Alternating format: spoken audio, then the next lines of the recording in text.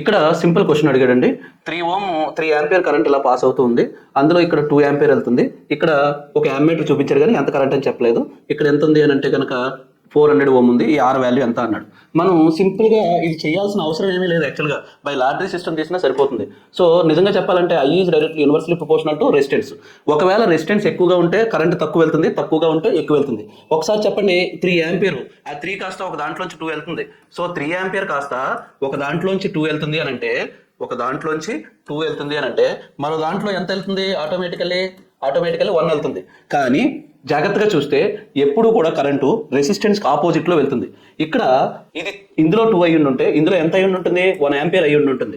So 1 ampere అయ్యి ఉంటుంది కాబట్టి 1 ఆంపియర్ వెళ్ళడానికి 400 ఓం అయ్యి ఉంటే 2 ఆంపియర్ వెళ్ళడానికి ఎంత అయ్యి ఉంటుంది? సో ఎప్పుడైనా కరెంట్ ఎక్కువ వెళ్తుందంటే తక్కువ రెసిస్టెన్స్ ఉన్నప్పుడు, అంటే దీనికి 400 ఉంటే దీనికి ఏమవుద్ది అని అంటే 200 ఉంటుంది. ఇలా సింపుల్ పద్ధతిలో చేయొచ్చు.